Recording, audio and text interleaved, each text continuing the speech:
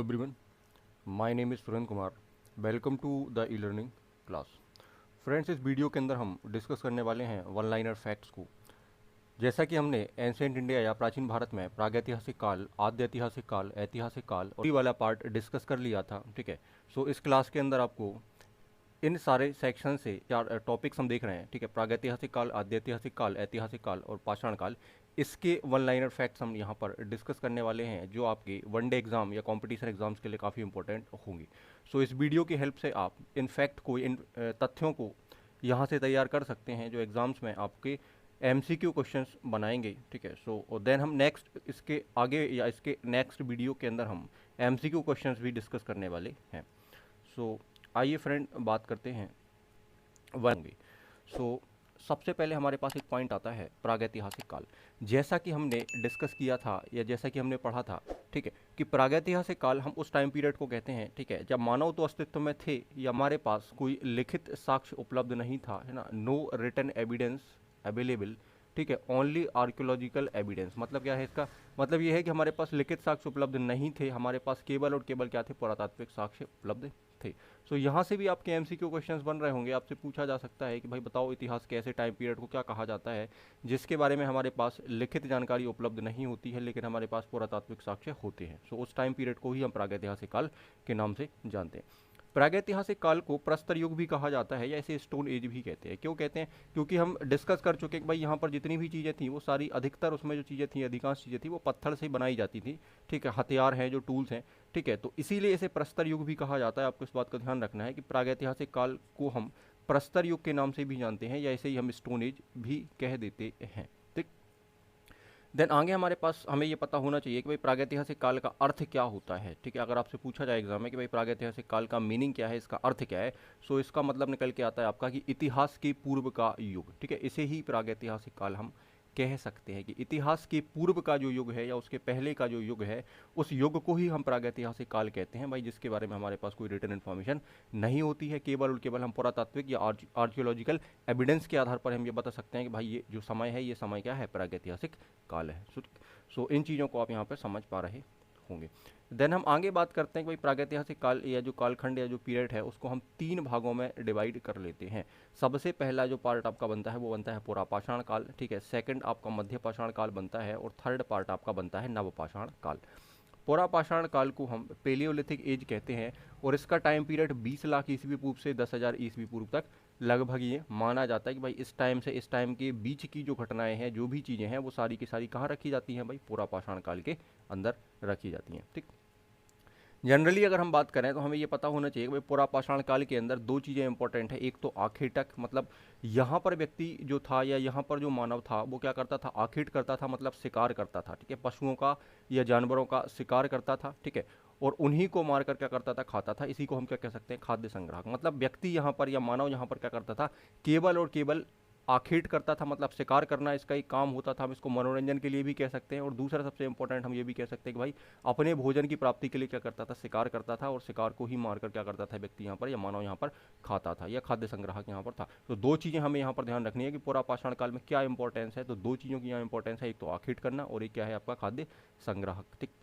Second हम बात करते हैं मध्यपाषाण काल की. मध्यपाषाण काल को मेसोलिथिक एज कहा जाता है और ये टाइम पीरियड 10,000 ईसा पूर्व से लेकर 4,000 ईसा पूर्व तक के समय को माना जाता है. और इस समय व्यक्ति आखेट तो कर ही रहा था, मानव आखेट तो कर ही रहा था, या आखेटक तो था ही, साथ में उसने पशुपालन भी स्टार्ट कर दिया था या मानव अब क्या बन गया था, यहाँ पर पशुपालक बन गया था. ठीक है ना. आगे इसके बारे में हम बात करेंगे और हमने थ्योरी वाले सेक्शन में इसको काफ़ी डिटेल में पढ़ा हुआ है ना. ठीक है. इसके बारे में, ठीक, तीनों टाइम पीरियड के बारे में. सो यहाँ फिर हमारे पास आता है नवपाषाण काल, इसको हम न्यूलिथिक या न्यू स्टोन एज के नाम से जानते हैं और इसका टाइम पीरियड 6,000 से 2,000 ईसा पूर्व तक के समय को माना जाता है. यहाँ पर बहुत बड़ी चेंजेस आते हैं. उन चेंजेस में सबसे पहले आप देख पा रहे होंगे कि भाई यहाँ पर मानव अब जो था वो खाद्य उत्पादक बन गया था, फूड प्रोड्यूसर बन गया था. ठीक है. खाद्य को प्रोड्यूस करने लगा था या फूड को प्रोड्यूस करने लगा था. इसका मतलब ये होगा कि भाई मानव ने यहाँ पर कृषि स्टार्ट कर दी थी. ठीक है. कृषि स्टार्ट यहाँ पर कर दी थी. पशुपालक तो मानव था ही मध्यपाषाण काल से.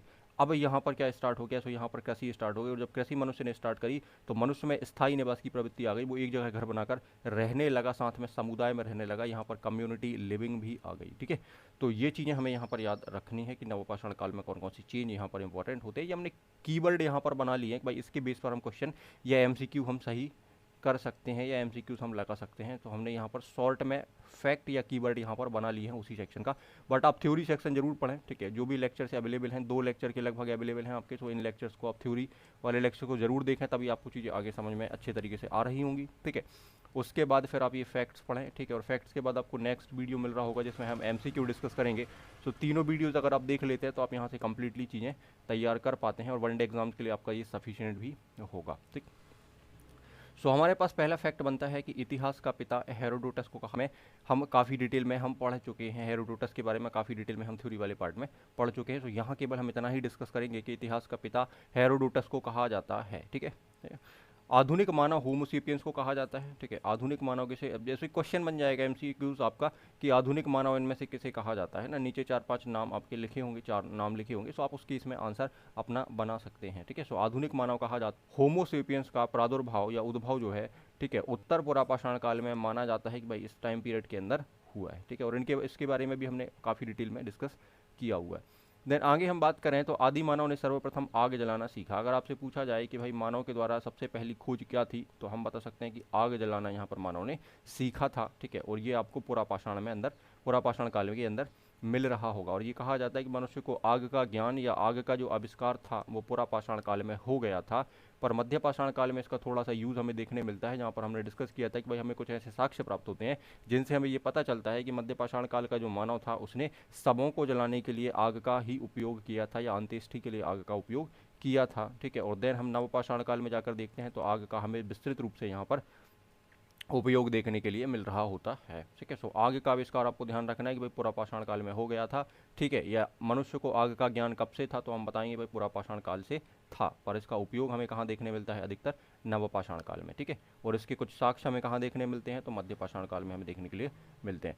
आगे हम बात करते हैं कृषि और पहिए के आविष्कार की, तो ये नवपाषाण काल में होता है, आपको ध्यान रखना है। कृषि हमने अभी थोड़ी देर पहले डिस्कस ही किया है कि भाई कृषि, ठीक है, नवपाषाण काल के अंदर आपको मिल रही है, और जहाँ पर मनुष्य फिर स्थायी घर बनाकर रहने भी लगा है। ठीक है, पहिए का आविष्कार, या इसे पहिए को कई जगह हम चौक भी लिखा होता है बुक्स वगैरह में, तो आप ध्यान रखें इसको चौक या इसे ही व्हील कहा जाता है। ठीक है, व्हील, ठीक है, ऐसे ही चौक या व्हील कहा जाता है। सो इसका आविष्कार जो है, या इसका जो अगर हम टाइम पीरियड देखें तो हमें ये नवपाषाण काल के अंदर इन्वेंटेड होता है। ठीक है, जिसमें हम कह सकते हैं कि भाई नवपाषाण काल के अंदर दो हमें प्रमुख चीज़ें यहाँ पर देखने मिलती हैं, जिनमें एक कृषि है, दूसरा क्या है, पहिए का आविष्कार। ठीक है, ये चाक का आविष्कार।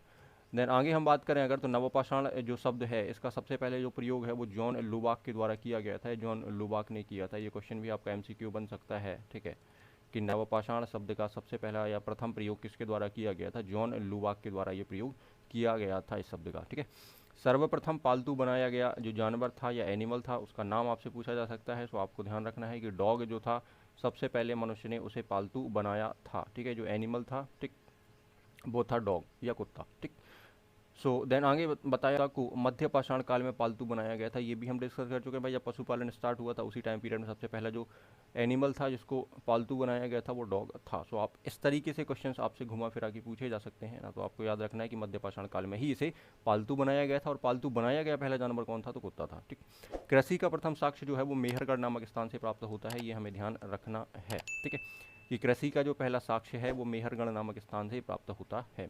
कपास के प्राचीनतम साक्ष्य भी मेहरगढ़ नामक स्थान से ही प्राप्त होते हैं। जब कृषि यहाँ स्टार्ट हुई है तो भाई कृषि के साथ हमें यहाँ पर कपास के साक्ष्य भी प्राप्त होते हैं। चावल की अगर हम बात करें कि चावल के प्राचीनतम साक्ष्य हमें कहाँ से प्राप्त होते हैं, तो इसमें आपका आता है कोल्डी हवा नामक स्थान आता है। इसके बारे में भी हम डिटेल में पढ़ चुके हैं कि चावल के साक्ष्य, चावल के जो प्राचीनतम साक्ष्य हैं, ठीक है, ठीक है, या सबसे पुराने जो साक्ष्य हैं वो हमें कोल्डी हवा नामक स्थान से प्राप्त होते हैं। देन हम आगे अगर बात करें तो आपके पास आता है एक आहड़ संस्कृति नामक एक शब्द आता है। ठीक है, आहड़ संस्कृति को प्राचीन काल में ताम्रवती या ताम्रवती, ठीक है, संस्कृति के नाम से जाना जाता था। तो ये क्वेश्चन आपको ध्यान रखना है। ठीक है, कि आहड़ संस्कृति को प्राचीन काल में, ठीक है, या एंशियंट टाइम पीरियड में ताम्रवती या ताम्रवती संस्कृति के नाम से जाना जाता था। ठीक है, अब ये है क्या, इसके बारे में थोड़ा सा हम यहाँ से डिटेल में पढ़ सकते हैं कि आहड़ संस्कृति जो है वो एक ताम्र पुरातात्विक संस्कृति है। ठीक है, जो दक्षिण पूर्व राजस्थान में आहाड़ नदी के तट पर 3000 ईसा पूर्व से 1500 ईसा पूर्व तक के टाइम पीरियड में ये रही वहाँ पर, ठीक है, संस्कृति है ना। और ये संस्कृति जो है ये सिंधु घाटी सभ्यता के समीपवर्ती और समकालीन है। हम कह सकते हैं कि भाई दोनों संस्कृतियाँ समान समय पर या एक समय पर हमें देखने मिल सकती हैं। जब सिंधु घाटी सभ्यता थी तो उसी समय में या उसी टाइम पीरियड के अंदर आपकी कौन सी संस्कृति थी, आहट संस्कृति या ताम्रवती संस्कृति या ताम्रवती संस्कृति भी थी, ठीक। साथ ही साथ हम ये कह सकते हैं कि भाई इसे बनास संस्कृति के नाम से भी जाना जाता है, इसे बनास संस्कृति भी कहा जाता है, क्योंकि बनास और बेरंच नदियों के साथ साथ आहड़ नदी के किनारे स्थित होने के कारण आहड़ बनास के लोग जो थे वो अरावली पर्वत श्रेणी जो थी, ठीक है, वहाँ से तांबे के अयस्कों का उपयोग करते थे, ठीक है, और उनको वहाँ से निकालकर उनसे कुल्हाड़ियाँ और अन्य कलाकृतियाँ बनाते थे, ठीक है। सो ये भी यहाँ पर हमें ध्यान रखना है। वे गेहूँ और जौ सहित कई प्रमुख फसलों का उत्पादन भी करते थे। तो ये जानकारी यहाँ पर आपके लिए सफिशिएंट होगी, तो यहाँ से आप इसको पढ़ सकते हैं, ठीक है। अगर इससे इन केस कोई क्वेश्चन बनता है आहट संस्कृति से तो हम आसानी से उसका आंसर यहाँ से दे पा रहे होंगे। देन नेक्स्ट क्वेश्चन आपके पास या नेक्स्ट फैक्ट आपके पास आता है, ताम्रपाषाण कालीन इनाम गांव बस्ती जो है ये जौरबे संस्कृति से संबंधित है। ये भी आपका एमसीक्यू बन रहा होगा आगे, ठीक है, आपसे पूछा जा सकता है कि जौरबे संस्कृति किससे संबंधित है या इनाम गांव बस्ती किस संस्कृति से संबंधित है, तो आप बताएंगे जौरबे संस्कृति, ठीक। आगे हम बात करते हैं नवपाषाण काल में मानव उत्पादक एवं उपभोक्ता था, ठीक है। सो ये हम देख ही चुके हैं भाई, नवपाषाण काल में मानव क्या था, उत्पादक भी था और उपभोक्ता भी था, ठीक है। चीज़ों का उत्पादन यहाँ पर होने लगा था, ठीक है ना, तो प्रोड्यूस भी होने लगी थी चीज़ें, ठीक है, और कंज्यूम भी यहाँ पर हो रही थी।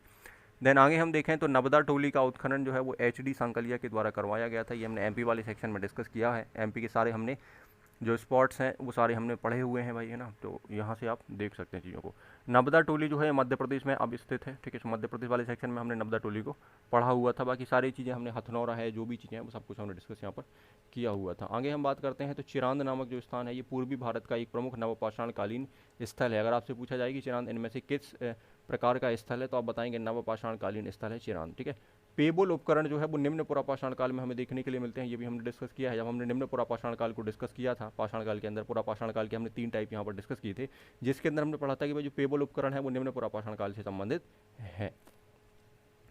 सो देन आगे हम बात करते हैं प्रथम भारतीय पुरापाषाण कलाकृति की खोज जो है वो पलवरम नामक स्थान पर की गई थी, ठीक है।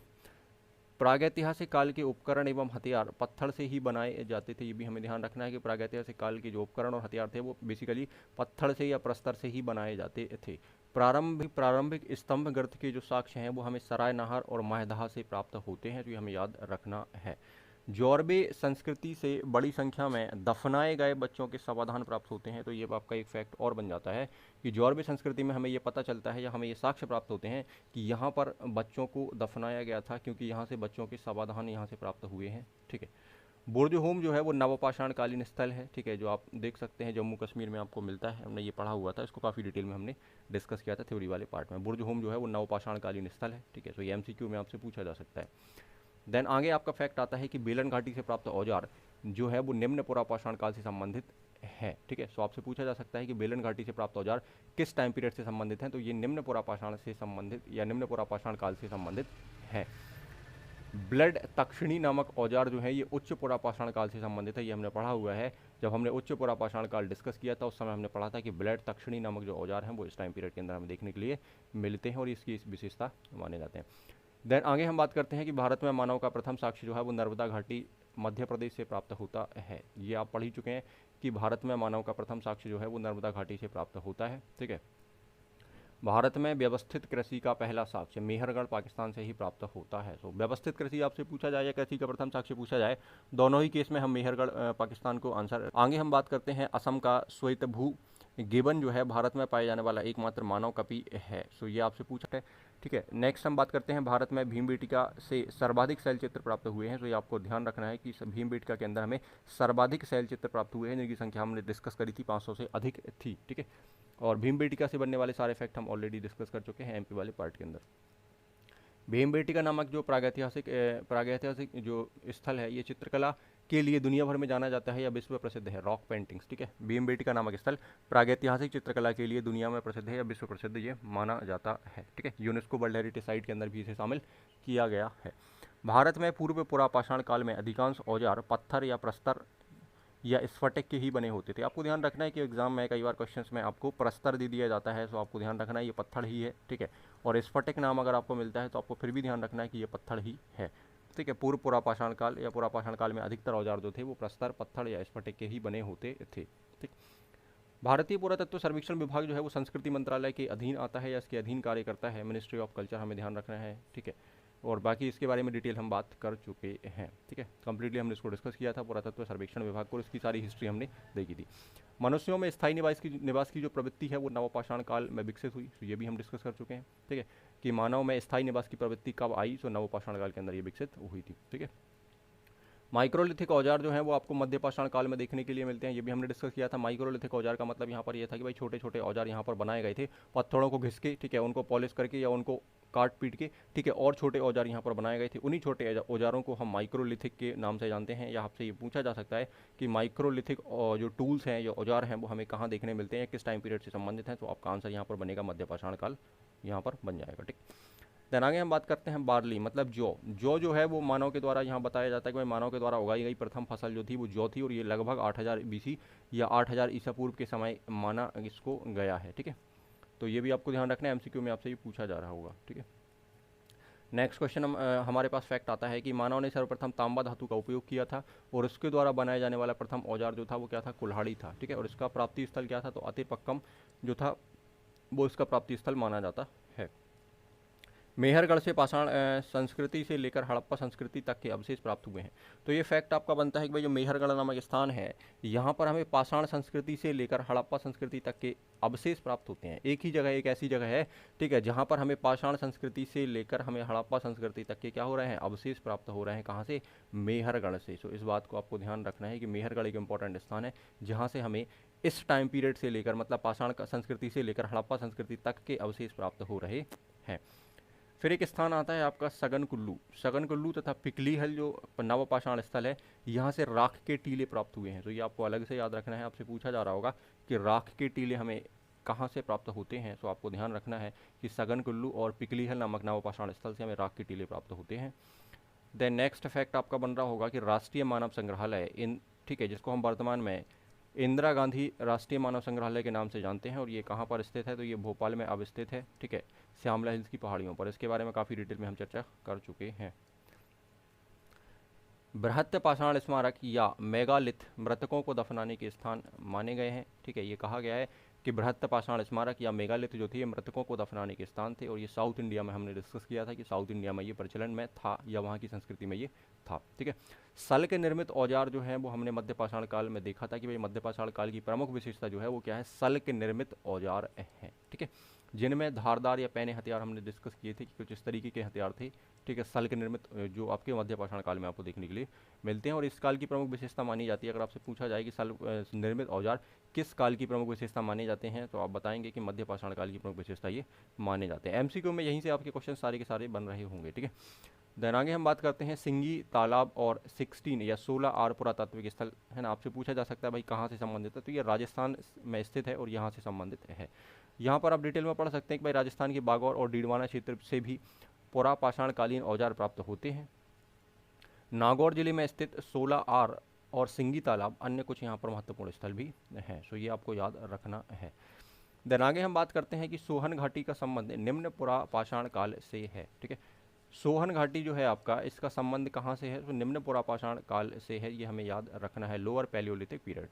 कृषि के लिए अपनाई गई सबसे प्राचीन फसल जो थी वो गेहूं और जौ मानी जाती हैं, लेकिन ये कहा जाता है कि मानव के द्वारा सर्वप्रथम प्रयुक्त जो अनाज था वो चावल था, उसने चावल का उपयोग पहले किया था, ठीक। पर कृषि के लिए जो अपनाई गई फसलें थी उनमें गेहूँ और जौ का नाम आपका आता है, जिसको हम वीट और बार्ली कह सकते हैं, ठीक। रॉबर्ट ब्रासफूट पहले ऐसे व्यक्ति थे जिन्होंने 1863 ईस्वी में भारत में पुरापाषाण कालीन औजारों की खोज स्टार्ट करी थी या खोज को आरंभ किया था। तो आपको ये सन भी याद रखना है, 1863, ठीक है, और रॉबर्ट ब्रासफूट, ये दोनों ही चीज़ें आपके लिए इंपॉर्टेंट है, दोनों से MCQ यहाँ से बन रहे होंगे। भारत में शिवालिक की पहाड़ियों से जीवाश्म के प्रमाण मिले हैं, ऐसा कहा जाता है कि यहाँ से कुछ जीवाश्म या फॉसिल्स के प्रमाण हमें प्राप्त होते हैं इस टाइम पीरियड के, ठीक है। सो ये आपको ध्यान रखना है। तो नेक्स्ट वीडियो में हम डिस्कस करने वाले हैं MCQs, ठीक है, जिसमें हम लगभग मोर देन 40+ MCQs डिस्कस करेंगे, ठीक है, जो आपके इसी सेक्शन से निकल कर आ रहे होंगे। तो आपको ध्यान रखना है कि भाई सबसे पहले हम थ्योरी वाले पार्ट को अच्छे तरीके से कवर कर लें, ठीक है। वीडियो आपको प्लेलिस्ट के अंदर मिल जाएंगे या इस वीडियो के लास्ट में आपको लिंक उसकी मिल जाएगी। तो थ्योरी पार्ट आप सबसे पहले पढ़ें, ठीक है, जिसमें आपको 2 लेक्चर्स मिल रहे होंगे थ्योरी पार्ट में, जिसमें हम इन चारों सेक्शंस को कवर करते हैं। देन आप उसके बाद आप वन लाइनर फैक्ट्स पढ़ें, ठीक है। दोनों चीज़ें आपको जब क्लियर हो जाएंगी उसके बाद फिर आप एमसीक्यू क्वेश्चंस खुद से पहले ट्राई करें एक बार, वीडियो को स्किप करके आप देखें कि हमसे कितने एमसीक्यू क्वेश्चंस बन रहे हैं, ठीक है। तो लगभग आप पाएंगे कि आपसे सारे एमसीक्यू क्वेश्चंस यहाँ से बन रहे हैं। यही क्वेश्चंस बार बार एग्जाम्स में पूछे जाते हैं और बहुत ज़्यादा यहाँ से नहीं पूछा जाता, 1 या 2 क्वेश्चंस आपको कभी देखने मिल सकते हैं, तो वो इन्हीं क्वेश्चंस के अंदर आपको मिल जाएंगे बड़े आसानी से, ठीक है। ये वाला पार्ट बहुत ज़्यादा आपका इतिहास में नहीं पूछा जाता है, स्टार्टिंग का जो पीरियड है, ठीक है। बट यहाँ से कुछ एमसीक्यूज़ बनते हैं, तो वो आप यहाँ से इस सेक्शन से कवर कर सकते हैं। इसके बाद हम अपने नेक्स्ट टॉपिक सिंधु घाटी सभ्यता डिस्कस कर रहे होंगे। Thanks for watching this video.